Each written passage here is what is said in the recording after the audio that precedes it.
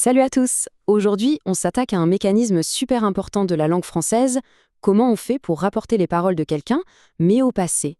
C'est une compétence qui sert tout le temps, que ce soit pour raconter une bonne histoire ou juste une conversation de la veille. Alors, comment on fait pour être fidèle à ce qui a été dit? C'est ce qu'on va voir. En fait, tout tourne autour de cette simple question. Quand on veut raconter ce que quelqu'un a dit hier ou la semaine dernière, on ne peut pas juste faire un copier-coller. Non, il y a des ajustements à faire, une sorte de voyage dans le temps pour les mots. Et c'est précisément ce voyage qu'on va décortiquer ensemble. Alors, voilà notre programme. On va commencer tranquillement avec les bases du discours rapporté. Puis, on verra les premières transformations, les plus simples. Ensuite, on attaque le gros morceau, la fameuse concordance des temps. On finira avec d'autres petits changements importants et un exemple concret pour que tout soit bien clair. C'est parti? Ok, première étape. On va voir comment on passe d'une citation brute, entre guillemets, à un vrai récit fluide. C'est vraiment ça la différence fondamentale entre le discours direct et le discours indirect. Le discours indirect, en gros, c'est l'art de reformuler. On enlève les guillemets et on introduit la parole avec un verbe comme dire, demander, expliquer. Par exemple, si le verbe est au présent, c'est facile. Je mange une pomme devient elle dit qu'elle mange une pomme. Facile. Mais là où ça se corse, et c'est tout l'intérêt de notre discussion, c'est quand ce verbe introducteur est au passé, comme elle a dit. Et là, tout change. Bon, passons maintenant aux premières modifications. Avant même de se soucier du temps des verbes, c'est la structure même de la phrase qui doit être adaptée. Voyons comment ça marche pour les affirmations et les différents types de questions. Comme on le voit bien ici, chaque type de phrase a son petit mot de liaison. Pour une phrase affirmative, c'est « que ». Pour une question où on répond par « oui » ou « non », c'est « si ». Pour une question ouverte, on garde le mot interrogatif comme « qui » ou « quand ». Et pour le fameux « qu'est-ce que », ça se transforme en « ce que ». Ces petits mots, ce sont les charnières de la phrase. Et voilà, on arrive au cœur du sujet, le vrai défi du discours indirect au passé. C'est ici que tout se joue, avec ce qu'on appelle la concordance des temps. Alors ça, c'est la règle d'or, le truc à retenir par-dessus tout. Dès que votre verbe introducteur est au passé, que ce soit il a dit, elle demandait, peu importe, le temps du verbe de la parole rapportée doit obligatoirement faire un saut en arrière dans le passé. C'est systématique. Ce tableau, c'est un peu notre boussole. Il montre exactement comment chaque temps recule.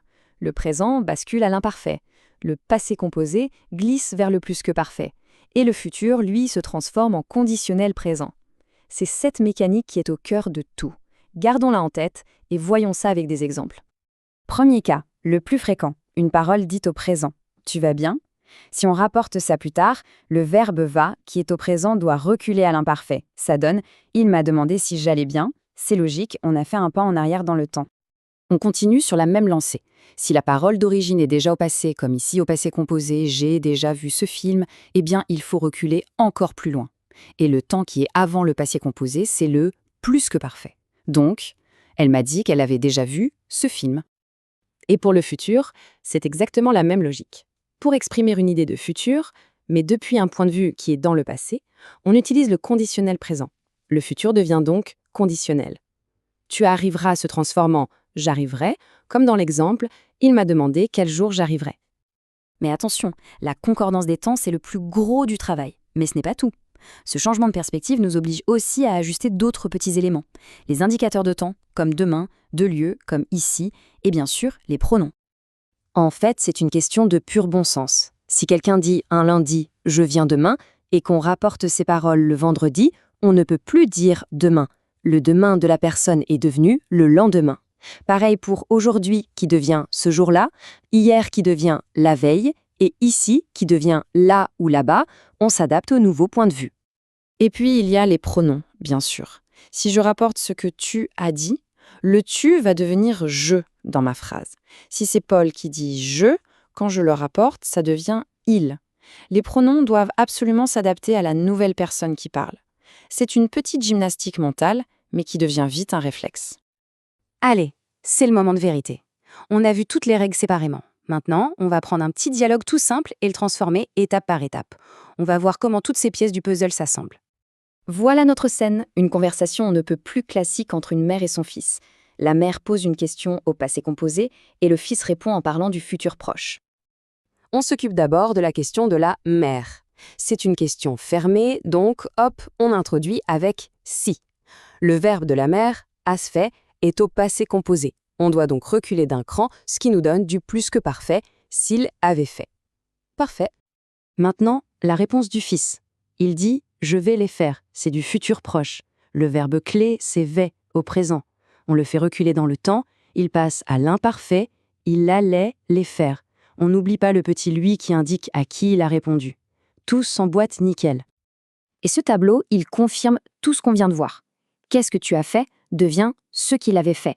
Encore une fois, du passé composé au plus que parfait. Même chose pour j'ai téléphoné, qui devient qu'il avait téléphoné. Vous voyez, une fois qu'on a compris le mécanisme, ça devient vraiment un automatisme. Et on termine sur cette petite question, un peu pour réfléchir. Toutes ces transformations grammaticales, elles nous montrent bien qu'il est impossible de rapporter des paroles sans les modifier, sans les adapter. Du coup, est-ce qu'on peut vraiment transmettre l'intention exacte de quelqu'un en changeant la forme de ses mots ? C'est une réflexion qui va bien au-delà de la grammaire. Merci de nous avoir suivis et à très bientôt.